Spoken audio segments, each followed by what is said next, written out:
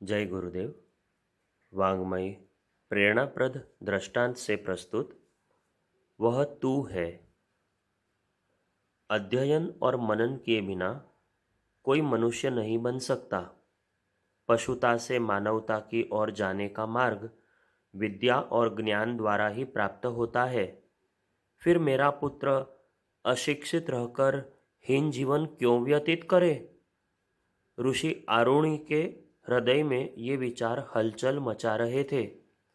वे अपने खिलाड़ी लड़के श्वेत केतु को विद्या पढ़ने के लिए कई बार कह चुके थे, पर उसके ऊपर कहने लायक कोई असर न हुआ था। पिता की आंख बची कि श्वेत केतु पोथी पटक कर गायब। लड़का बड़ा हो चुका था। यह न पढ़ेगा तो एक ऋषि के लिए कितनी लज्जा की बात है। आरुणि का मन दुख से भरा हुआ था।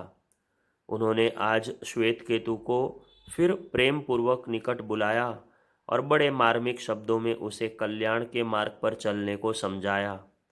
उसके बार बार उदंडता करने और अध्ययन में मन न लगाने से ऋषि को जो वेदना हो रही थी वह उनकी आंखों में होकर छलक पड़ी। डांट डपट से जो कार्य अब तक न हो सका था वह एक आत्मा ने दूसरी आत्मा को आलिंगन करके क्षण मात्र में पूरा कर दिया। उदंड लड़के को पिघल जाना पड़ा। उसने पुस्तक उठाई और पिता की चरण रज मस्तक पर रखकर गुरुकुल की ओर चला गया।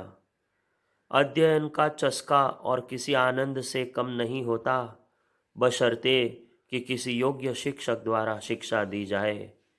श्वेत केतु 1, 2, 5, 10 वर्ष नहीं वरन पूरे 24 साल तक लगातार पढ़ता रहा। गुरु ने उसे आज्ञा दी, इतनी विद्या काफ़ी है। जीवन के दूसरे क्षेत्रों में तुम्हें अभी बहुत काम करना है। जाओ, घर लौट जाओ। श्वेत केतु गुरु की आज्ञा अनुसार घर लौट आया।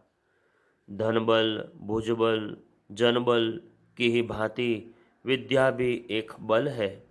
बल प्राप्त करके आदमी अभिमानी बन जाता है और अभिमानी दूसरों को तृण समान गिनता हुआ तिरछा तिरछा चलता है।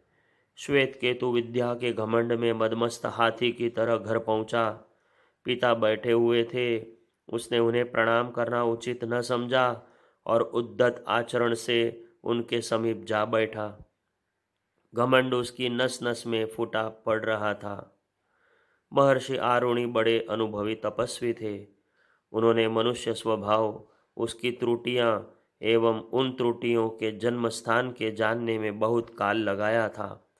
लड़के के इस आचरण पर उन्हें क्रोध नहीं आया, क्योंकि वास्तविक स्थिति को उन्होंने जान लिया था। पुत्र के आगमन पर प्रसन्नता प्रकट करते हुए उससे कुशल समाचार पूछे। तदुपरांत प्रश्न किया, पुत्र, मालूम होता है कि तू बहुत अधिक पढ़ गया है, क्योंकि विद्या का फल विनय है। तू कदाचित विद्या से भी अधिक जान गया है। अच्छा, उस वस्तु को बता जिस एक से एक के ही जान जाने से सब वस्तुओं का ज्ञान हो जाता है।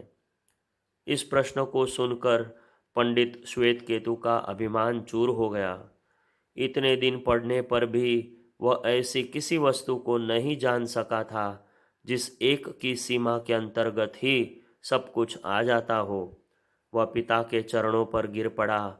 भगवन, उस वस्तु को मैं नहीं जानता, आप ही बताइए।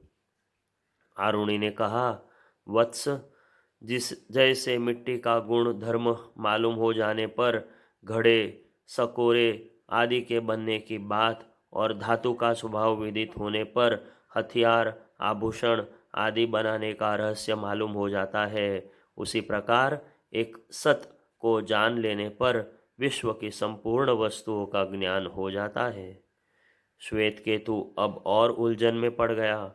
उसने पूछा, पिताजी, वह सत कहाँ है, कैसा है? मुझे तो दिखाई नहीं पड़ता। आरुणि ने उसके हाथ में नमक की डेली देते हुए कहा, पुत्र, इसे जल से भरे हुए लोटे में डाल दो और कल प्रातःकाल लोटे को लेकर मेरे पास आना। श्वेत केतु ने वैसा ही किया।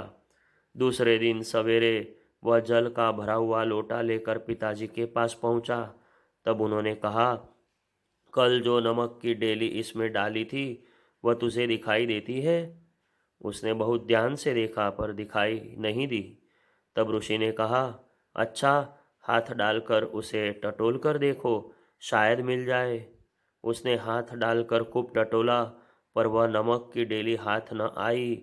फिर आरुणि ने कहा, अच्छा, इसमें से इस तरफ से थोड़ा जल चख और इसका स्वाद बता। श्वेत केतु ने चख कर बताया, खारा है। उन्होंने कहा, अब इधर से, बीच में से, नीचे से, चारों ओर से चख। उसने थोड़ा थोड़ा सब ओर से चखा और कहा, पिताजी, यह तो सब और खारा है। मैंने जो नमक की डेली इसमें डाली थी वह पानी में घुल गई और अब वह इसमें सर्वत्र व्याप्त हो गई। मैं उसे आँख या हाथ से नहीं देख सकता, तथापि चख कर अनुभव करता हूँ कि वह है और पानी में सर्वत्र व्याप्त है। ऋषि ने कहा, हे सौम्य, वह सत इस नमक की भांति है जो संसार में सर्वत्र घुला हुआ है। वह आँखों से दिखाई नहीं देता, तथापि अनुभव से जाना जा सकता है। वह सत है और वही आत्मा है। हे श्वेत केतु, वह आत्मा तू ही है। अब श्वेत केतु की आंखें खुल गई थी। उसने जाना कि विश्व के समस्त ज्ञानों का मूल भंडार परमात्मा है और वह परमात्मा मेरी आत्मा ही है। जय गुरुदेव।